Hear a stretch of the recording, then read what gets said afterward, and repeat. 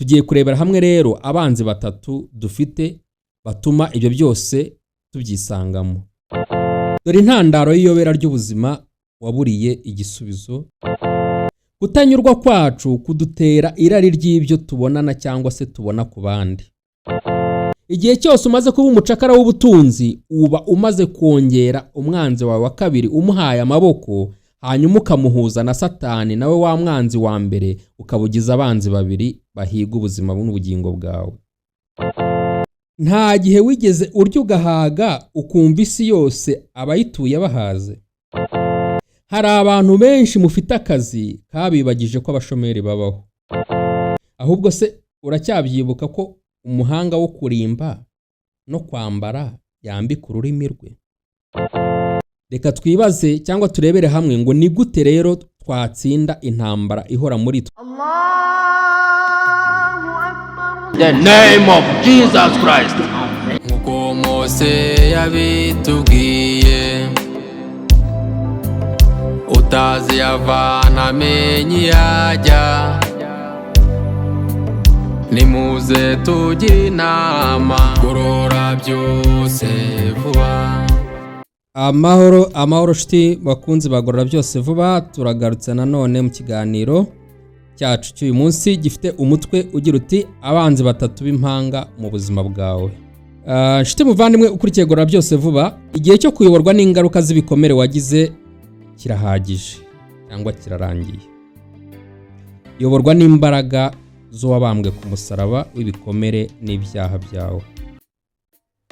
Hari benshi babayeho cyangwa bakiri mu buzima nk'ubwanjye cyangwa ubw'uriya cyangwa n'ubwacu, yewe hari n'abandi baturusha ubuhamya bushaririye bitewe n'ubuzima nabo banyuzemo. Byanashoboka ko wowe unyumva none ko nawe waba utwarwa n'igitugu cy'ijwi rigukiraniramo ngo ribashe gutuma umuntu wawe w'imbere atuma ubaho utanezerewe iteka. Bityo hariho benshi twisanga mu ntambara z'uburyo bwinshi mu mibereho yacu kuri iyi si. Uyu munsi wa none nkuzaniye ijambo ry'ihumure, nje kukubwira ngo akira amahoro abisi batazi. Muri iki kiganiro ndaguhamo ubuhamya bwanjye, ariko cyane cyane nkuganiriza ibintu bitatu bikomeye bigomba kugufasha kwirukana ijwi ry'umudayimoni wa biracitse. Ikigendererwa cyanjye cy'uyu munsi wa none nyamukuru ni ukugufasha guhangana n'ijwi rya biracitse rikurwaniramo. Hahandi uba wumva ijwi rikubwira ngo ibi ntibishoboka, ibi ntiwabigeraho, aya mahoro ntiwayabona, uzabaho uri impunzi, uzabaho wanzwe. nk'uko ayo majwi ya biracitse yose uyu munsi wa none nje kukuganirira, kandi nunyemerera ukizera ijwi ry'uwantumye urava hano ubohotse. Uyu mudayimoni wa biracitse ni intwari ikomeye Satani arimbuje benshi mu batuye isi ya none. Nyamara mwibuke ko Satani yambuwe ubutware bwose kuri twe, asigarana gusa imbaraga zo kwicisha cyangwa se kutwicisha intwaro zacu bwacu twitwaza mu buzima n'urugendo rwacu nyobokamana. Muri izo ntambara turwana, ni nayo mpamvu abizera Imana by'ukuri iyo bizeye banesha. Muri izo ntambara turwana na Satani, niyo mpamvu umuntu wizeye Imana by'ukuri anesha. Aha rero wakwibaza uti, ese kuki benshi bakomeje gutsindwa n'uburiganya bw'umubi? Ese niba imbaraga twahawe mbere na mbere zihishe mu kwizera, aho gutsindwa kwa benshi ntikwaba guterwa n'ukwizera guke cyangwa kutizera? Reka tubanze dushima Imana. Uwiteka ndagushimya nanone kuko uduhaye umwanya wo kugira ngo tuganire ku bw'ijambo ryawe. Reka Data mwiza ntaba ari njye, ahubwo izina ryawe rihabwe icyubahiro. Gushimiye ko warinze mwene Data ukaba umushoboje gukurikira ikiganiro kuri gorora byose vuba. Mwami Imana, ndakwinginze kugira ngo twemerere uducishe bugufi kandi tubabarire ibyaha n'ibicumuro byacu. Dutangiye ikiganiro utangirane natwe, kandi ntaba ari twe, ahubwo izina ryawe rihabwe icyubahiro. Mwuka wawe wera ganze kandi ayobore muri byose, ndetse icyo wateguye ko twunguka kandi twungukirwa muri ubu buzima kigerweho mu izina rya Yesu Kristo, amen. Mwene Data utarakora subscribe kuri gorora byose vuba, ukaba ukurikira ibiganiro ugakunda ibiganiro byacu, ndakwinginze kugira ngo ubanze urebe kukazogera ukore subscribe.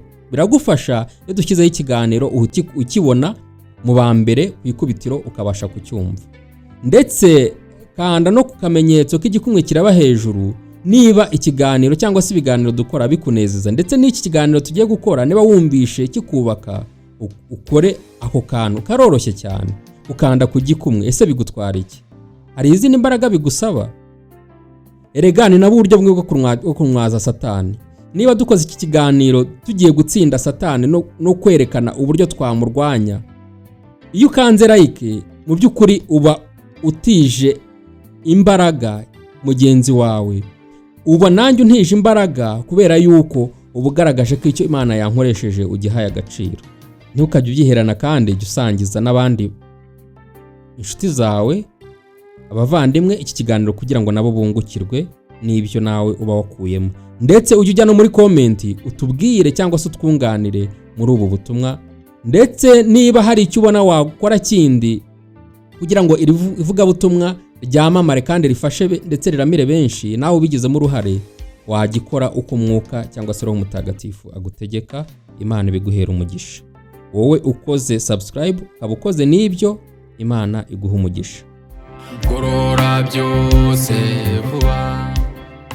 Abanzi batatu rero dufite muri ubu buzima, kandi abo banzi bakomeye udajya uha agaciro, ukaba ari nayo nkomoko yo gutsindwa kwa benshi mu kiremwa muntu, cyangwa se ikaba ari nayo nkomoko yo gutsindwa mu buzima bwawe. Tujya dutsindwa kenshi, ugasanga iteka ubaho uri mu ntambara ariko intambara zitarangira. Tugiye kurebera hamwe rero abanzi batatu dufite batuma ibyo byose tubyisangamo. Umwanzi wa mbere ni Satani, umwanzi wa kabiri ni isi, umwanzi wa gatatu ni umubiri. Reka tubisobanure.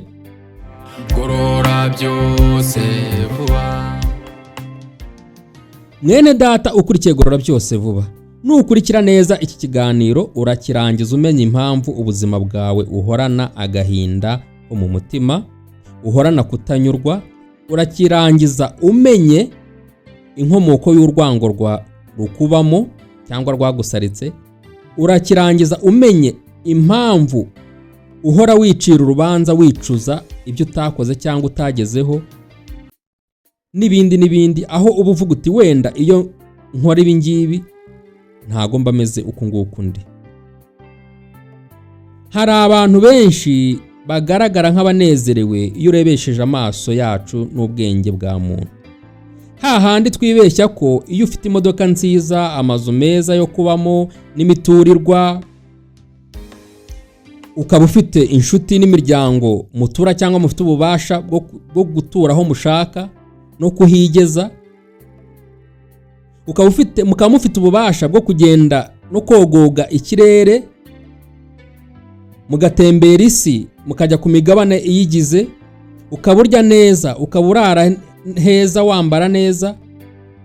Abenshi tukabyitiranya no kuba byitwa yuko abantu bafite amahoro.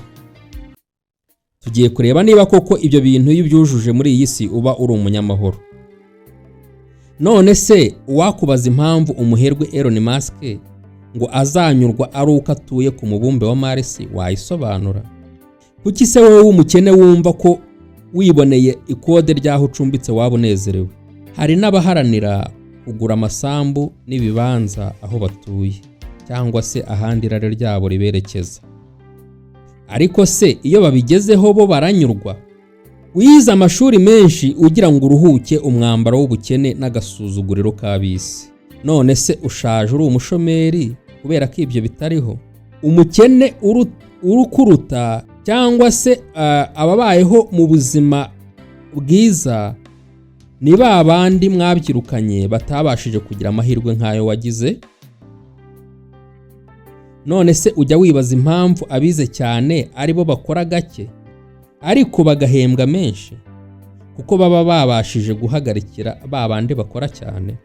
Dore intandaro y'iyobera ry'ubuzima waburiye igisubizo, bigatuma wisanga uri umunyeshyari, bigatuma wisanga uri umujura, bigatuma wisanga uri umusambanyi, uri umwicanyi, umurozi cyangwa n'izindi ngeso mbi.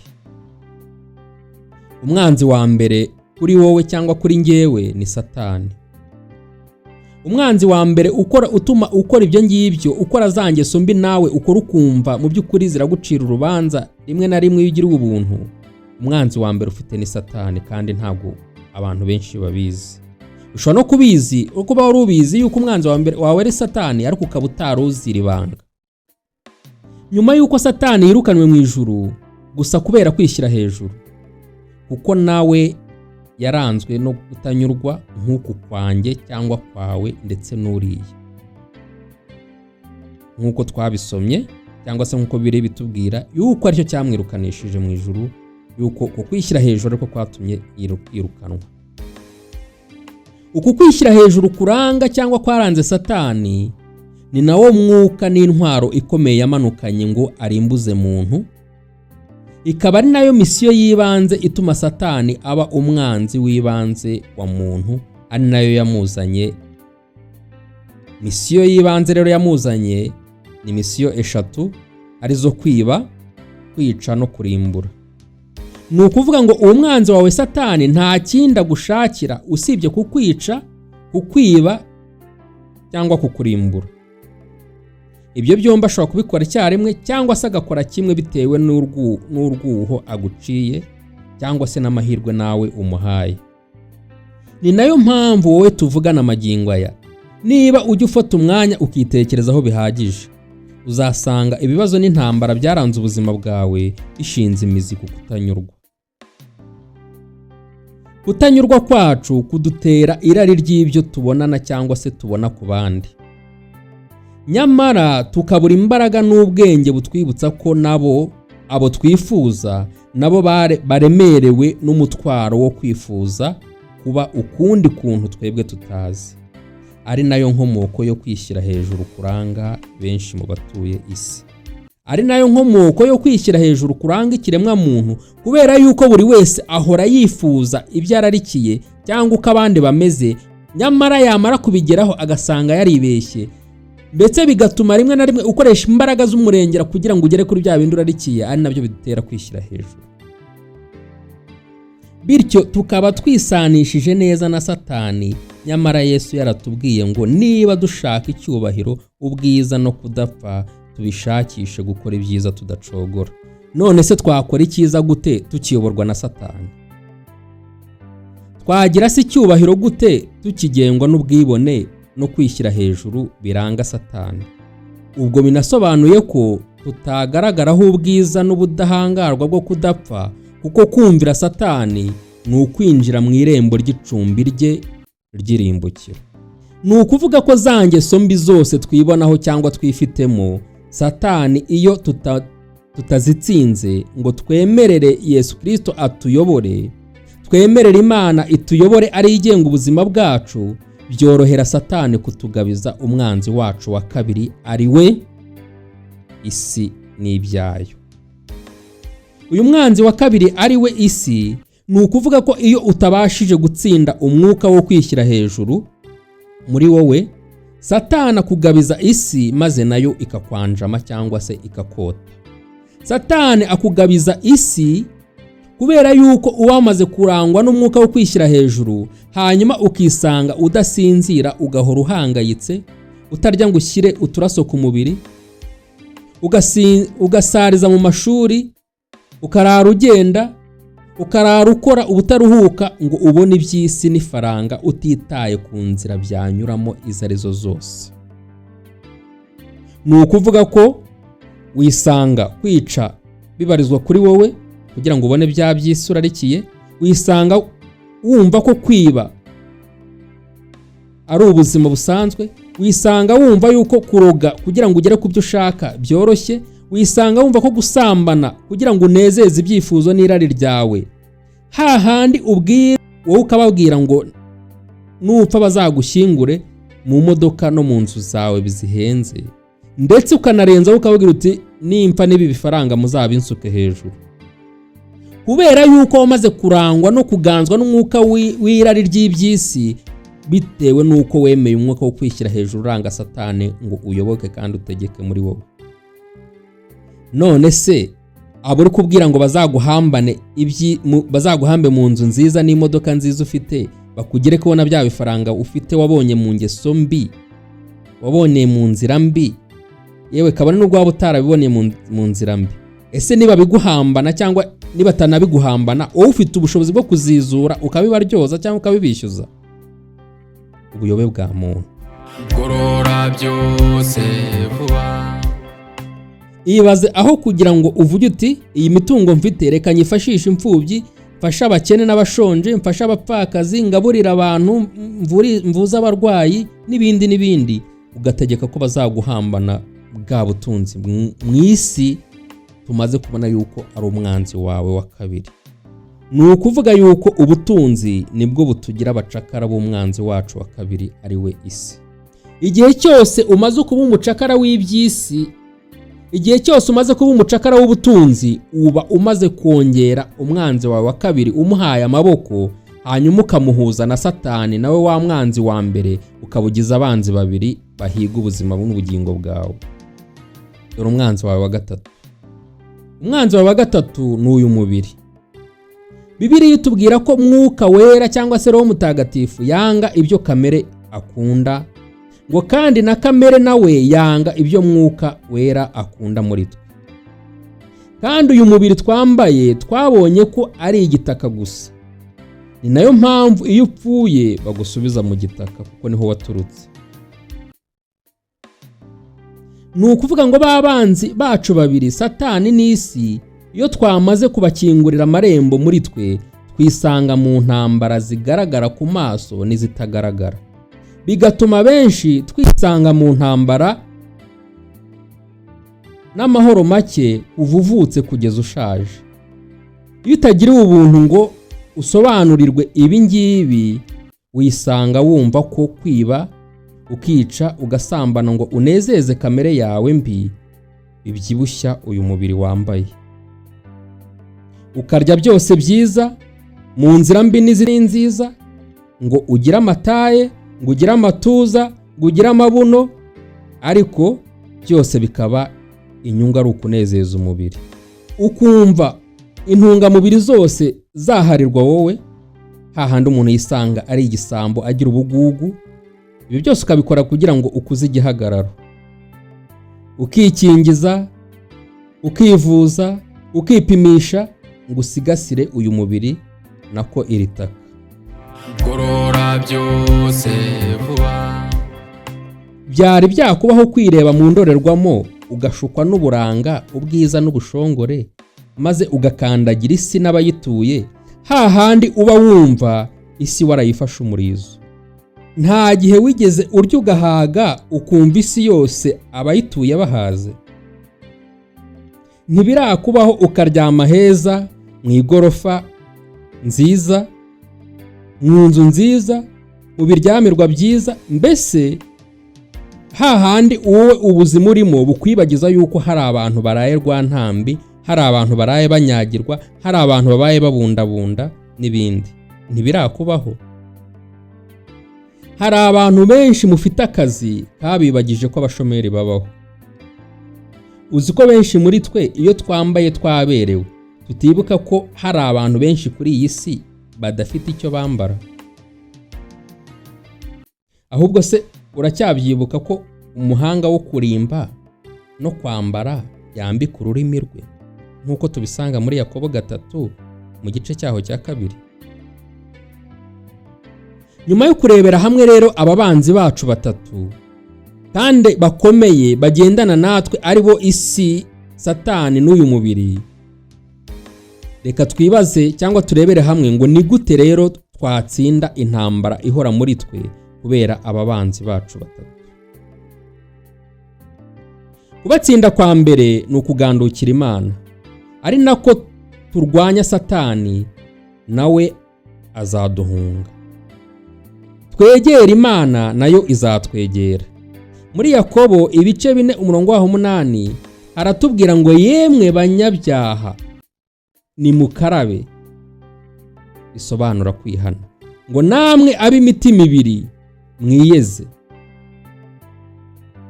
Wowe munyabyaha, wowe Satani akoresha iby'irari ry'umubiri wawe n'iby'isi urarikiye, twihane dukarabe, kandi wowe w'imitima ibiri wiyeze, wowe wabaye imbata y'icyiza n'ikibi, wowe uvuga yuko uri umuyoboke w'idini ariko idini ryawe rikaba ari kugira imbata y'idini aho kuba imbata y'Uwiteka n'Imana usengera muri iri dini. Hari abantu bitwa ko ari abakristo ariko babaswe n'idini. Hari abantu bitwa ko ari abakristo ariko babaswe n'ubwoko. Hahandi umuntu aba yitwa rwose akora ibishoboka byose mu rusengero cyangwa se mu itorero cyangwa mu musigiti, ariko ugasanga ni umucakara w'ubwoko bwe, yumva yuko badahuje ubwoko cyangwa batabusangiye ari ikizira kuri we, yumva ko badahuje idini ari ikizira kuri we. Ugasanga ni umukristo ariko wumva yuko abo badahuje akarere ari ikizira. Ugasanga ni umukristo ariko wamuritswe cyangwa wamunzwe n'ishyari. Ugasanga ni umukristo wuzuye urwango, inzika, ubwibone n'ubujura, amagambo no guca imanza bihora ku muryango we, kurobanura ku butoni ari iryo shuka yitera, akaba n'umwambaro yikwiza. Uzi ko hari abantu barera imfubyi atari uko bashaka kuzibera ababyeyi, ahubwo bakarera imfubyi bagira ngo babone inkunga ziva ku mfubyi, bakarera imfubyi bashaka kuzifotorezaho ngo bereke isi yuko ari abagira neza. Dufite abantu muri iyi minsi ya none bari kugenda bakajya gufasha abakene n'abababaye, ariko icyo bashaka ari amafoto n'amavideo ari bo bafashe kwereka isi yuko ari abagizi ba neza. Nyamara ijambo riratubwira ngo icyo ukuboko kwawe kw'iburyo gukoze ukw'ibumoso ntikukimenya. None si neza ushaka gukora ugashaka kwereka isi ko wagize neza, ubikoze kuko ushaka kugira neza cyangwa ubikoze kugira ngo isi ibone yuko ufite indi sura wiyambitse ariko itari yawe? Dufite abakristo baharanira kunezeza abapadiri babo, dufite abayisilamu baharanira kunezeza abashehe n'abayimamu babo, dufite abakristo baharanira kunezeza abapasitoro kuruta uko baharanira kunezeza Imana. Dufite abantu bagira neza babanje kubara inyiturano bazakura muri iyo neza. Hahandi umuntu agufasha ariko agambiriye kuzunguka yungukiye muri ubwo bufasha aguhaye. Kera sinzi nabikibaho, twajyaga dushaka umubyeyi uzatubyara muri batisimu cyangwa uzakubyarira muri batisimu, ukabanza kureba niba afite imodoka, afite igare cyangwa afite moto, kugira ngo umunsi w'isakaramento uzabe ufite umuntu uzaba ufite transport, uzaba ufite transport y'umuntu uzagutwara ari we mubyeyi wawe kuri wa munsi. Noneho rimwe na rimwe ukabikora uri kubara imibare yawe uvuga uti uyu muntu njyambyarira umwana muri batisimu kubera ko ari umukire, uyu mwana wanjye n'uzamurihira amashuri, n'uzakora ibi byose, bya binige ntakabaye nkora kubera ko nkennye, uriya niwe nzabyegeka habikore. Bitakabaye bibi igihe abikoze abibwirijwe n'umutimanama wo kugira neza. Ariko ibaze wowe ubikoze ugashaka umubyeyi wo mu buryo bwa roho umubeshya, ariko uri kwishakira umubyeyi wo kugira ngo umwereke cyangwa se umwegekeho inshingano zo mu mubiri gusa, mu buryo bwa roho atari byo ugambiriye. Haranira guca bugufi uzaba utsinze iyi si. Wirinde kwishyira hejuru uzaba utsinze Satani. Yakobo 4:10 ngo nitumara kwicisha bugufi imbere y'Umwami Imana ngo nibwo nayo izadushyira hejuru. Bivuge yuko umuntu wishyira hejuru nk'uko twabonye Satani ari byo bimuranga, uwo muntu ntazigera agira icyubahiro, ntazigera ashyirwa hejuru kubera yuko we niwe wishyira hejuru. Icyo gihe ntituzaba twihimbaza, ahubwo tuzaba tuvuga ngo umwami nabishaka tuzarama kandi tuzakora gutya. Yakobo 4:17 hakomeza hatubwira ngo uzi gukora neza iyo atabikoze bimubera icyaha.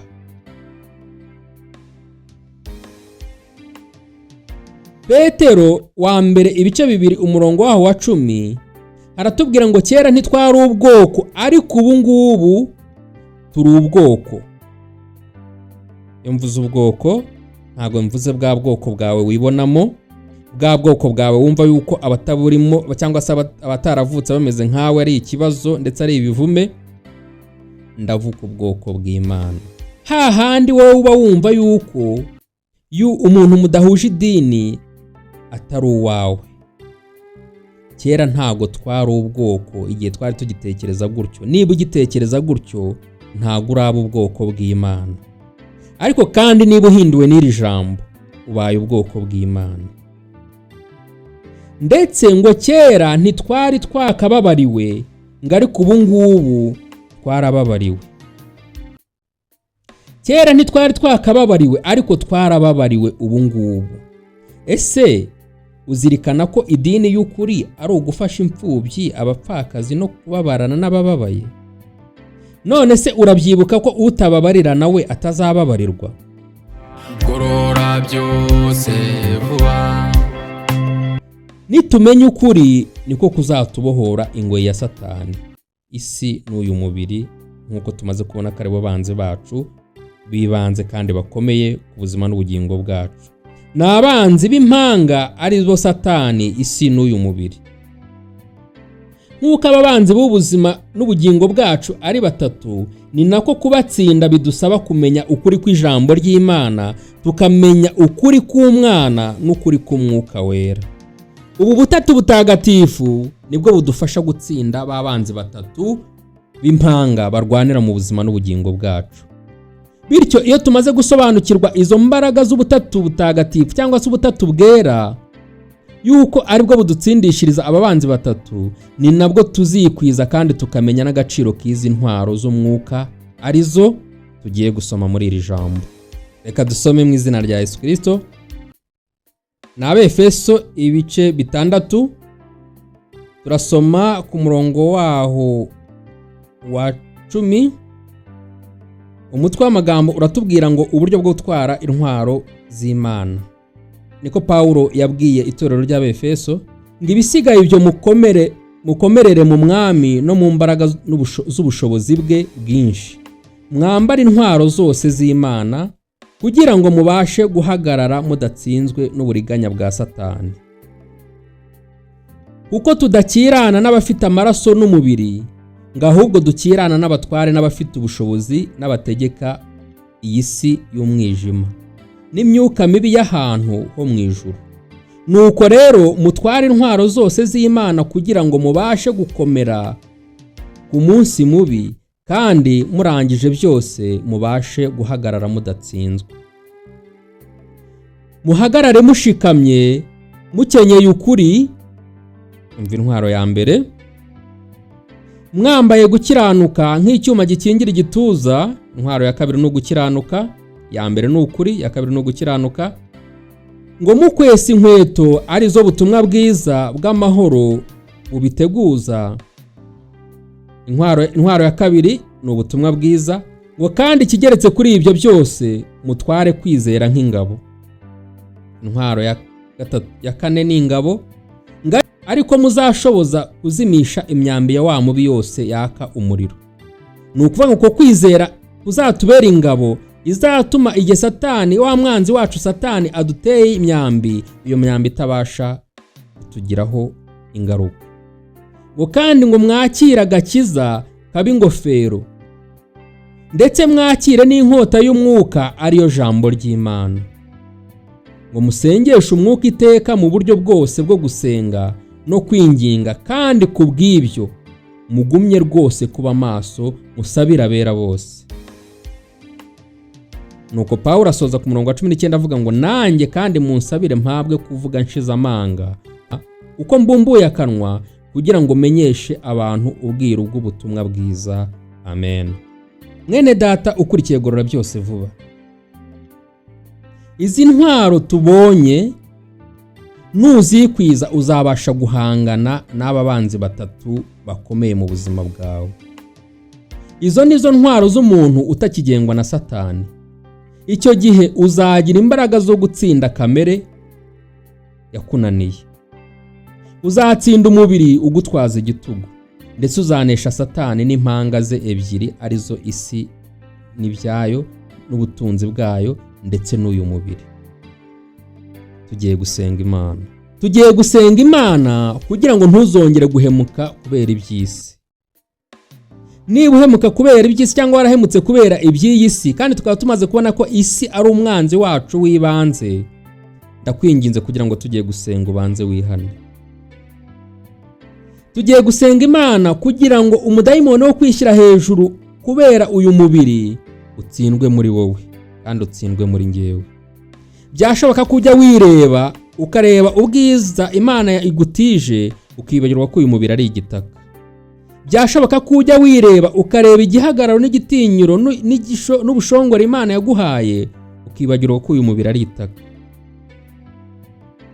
Reka tugiye gusenga, usengere kandi usaba imbabazi kwishyira hejuru kwakuranze. Byashoboka yuko ujya wimura Imana muri wowe cyangwa muri njyewe kubera kumvira Satani, kubera ikinyoma cye. Tugiye gusenga, niba utsinzwe n'urubanza wihane ko wumviye Satani ukayoborwa n'ikinyoma.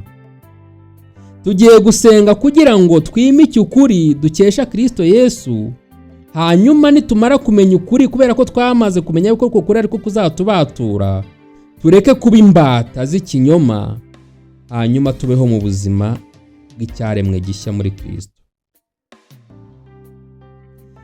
Turihaye amagambo mvuga ngo baho mu buzima bw'ishya bw'icyaremwe gishya muri Kristo.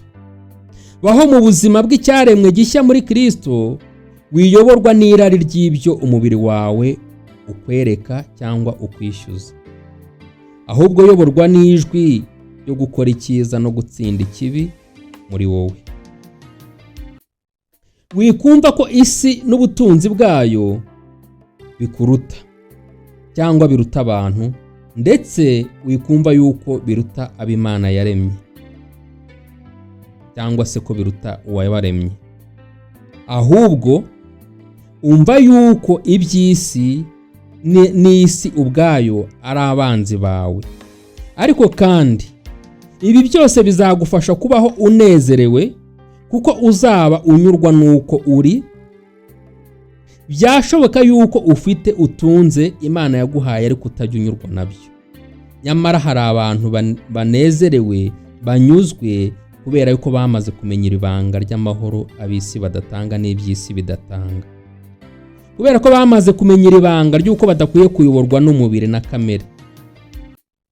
Abo ngabo nta shyari n'urwango, nta kwiruka ku byabasize. Nawe numenyera ibanga ukabasha kubaho mu buzima bw'icyaremwe gishya muri Kristo, ntabwo uri bwongere kwiruka inyuma y'ibyagusize, ntabwo uri bwongere kurangwa n'ishyari, ntabwo uri bwongere kurangwa n'urwango, ntabwo uri bwongere kurangwa n'ubujura, inzika, umujinya n'uburakari. Ahubwo urumva ufite urukundo kandi nawe ukundwa. Byashoboka yuko ubaho ufite icyangiro, aho ugeze nawe uyisanga uri ikibazo mu bantu, kubera yuko wari ufite abanzi batatu bagenda muri wowe, ari bo Satani, isi ndetse n'uyu mubiri, bagutwaza igitugu, bigatuma ubaho wanzwe kandi nawe ukanga, ukabaho nta rukundo ugira rukuranga. Baho mu buzima bwo kuganira n'Imana. Baho mu buzima bwo gusenga kubera ko uzaba ufite umutima wo kwihana no guca bugufi. Icyo gihe cyangwa se iki gihe umaze kumva iri jambo, biragutera kugira izindi mbaraga za Roho Mutagatifu. Nkwifurije kugira imbaraga z'Umwuka Wera kugira ngo utangire kumenya, kumva no gusobanukirwa ibyo wari warahishwe bitazwi na buri wese. Nkwifurije kugira izi mbaraga z'Umwuka Wera kugira ngo ubone amahoro ab'isi badatanga. Nkwifurije kugira izi mbaraga, nkwifurije gutsinda abanzi batatu bakomeye, ari bo isi, ari bo Satani ndetse n'uyu mubiri bagutwazaga igitugu. Nkwifurije gutsinda kamere ikubwira ngo iby'isi ubyiruka inyuma, uhemuke, wice, uroge, wibe, ugire ishyari, ugire urwango, uhemuke. Nkwifurije kugira ngo utsinde iryo rari. Nkwifurije kugira ngo utsinde rya rari kamere ikubwira ngo genda usambane, genda wibe, genda unezeze umubiri, genda urye ariko abandi bashonje, genda wambare ariko abandi batambaye, genda uryame heza ariko hari abarara rwa ntambi ntubibuke. Nkwifurije kugira ngo iryo jwi ritsindwe kandi riganzwe muri wowe, ahubwo umwuka wera kuyobore ajya kubwira yuko igihe uryamye cyangwa wahaze ukaba uryamye heza, wibuke yuko hari abantu baraye rwa ntambi, wibuke ko hari abantu baburaye, maze ubafashishe bya bindi Imana yakugiriye mu buntu. Reka dusenga Imana. Tugiye gusenga Imana, ariko niba hari icyo umutima wawe ugushinja nyuma yo kumva iri jambo, nyuma yuko Imana ibishimye yuko ngewe umugaragu wayo umunyantege nke inkoresha, reka unyemerere wumve icyo Imana ibivugana nawe uyu mwanya wa none, maze uce bugufi, kandi Imana yicaye ku ntebe y'imbabazi. Kristo akuramburiye amaboko ku musaraba kugira ngo akurokore, kugira ngo agukize ububata bw'ibyaha n'ibicumuro byawe. Wabayeho ugambana, ubaho ufite urwango, uwafungishije benshi, wicisha benshi, ugambanira benshi, uhuguza benshi, ariko uyu mwanya n'uwawe kugira ngo ubohorwe. Kubera yuko umaze kumenya yuko ibyo byose wabikoze kubera yuko wari ufite abanzi batatu barwanira muri wowe, ari bo Satani, iby'isi ndetse n'uyu mubiri. Wanduje benshi indwara z'ibyorezo kubera irari ry'umubiri wawe. Imana ikubabarire. Ca bugufi dusenge. Wahemukiye benshi kubera irari ry'ibyo urarikiye muri uyu mubiri. Waranzwe n'urwango, uranzwa n'umujinya n'inzika, ndetse ntujye ubabarira, ariko wowe ushaka kubabarirwa. Banza ubabarire uyu mwanya wa none, aho uri kugenda uhagaze upfukamye. Niba wemeye ukumvira iri jambo ukababarira, nawe Imana ikubabarira. Dusenga Imana. Mana nziza, wowe uzi byose, uri hose kandi ushobora byose, izina ryawe nirihabwe icyubahiro. Ndagushimye Mwami kuko unyemereye, ukanyemerera kwatuza izina ryawe ryera akanwa kanjye. Mbanza umbabarire. Ijambo ryawe ritubwira yuko utajya wakira gusenga kw'abanyabyaha, kandi rikatubwira yuko twese twakoze ibyangwa n'amaso yawe, ndetse tudashobora gushikira ubwiza bwawe. Ngewe na mwene data ukurikiye Gorora Byose vuba, utubabarire. Tubabarire Mana. Ibiducira urubanza mu mitima yacu n'ibiturega ni byinshi, ariko byose bihambire ku musaraba, byezeshe amaraso y'igiciro wamennye ku musaraba kubw'ibyaha n'ibicumuro byanjye na mwene data, maze utubabarire. Urakoze kuko utubabariye. Mwami Imana, ndinginze kugira ngo duhindurwe ibyaremwe bishya uyu mwanya wa none. Ndinginze kugira ngo mwene data iki kiganiro gifashije azatanga ubuhamya, kandi Mwami Imana azaramize ubwoko bwawe ubu buhamya yuko yafashirijwe kuri Gorora Byose vuba, ndetse yuko yabaye icyaremwe gishya nyuma yo kumenya yuko arwana n'abanzi babiri bakomeye kandi bakiranira muri twe, ari bo Satani, iby'isi ndetse n'uyu mubiri. Tsinda kamere muri twe, tuyoborwe n'umwuka wawe wera. Tsinda kamere muri twe, tuyoborwe n'umwuka wawe wera, turangwe n'urukundo, turangwe n'imbabazi, turangwe no guca bugufi, turangwe no kubabarira, kandi turangwe no kugira umutima w'impuhwe. Urakoze kukugira neza, urakoze kukuri Imana y'imbabazi. Tubisabye dushima mu izina ry'Umwami, Umukiza, Umucunguzi wacu Yesu Kristo. Amen. Gorora Byose vuba.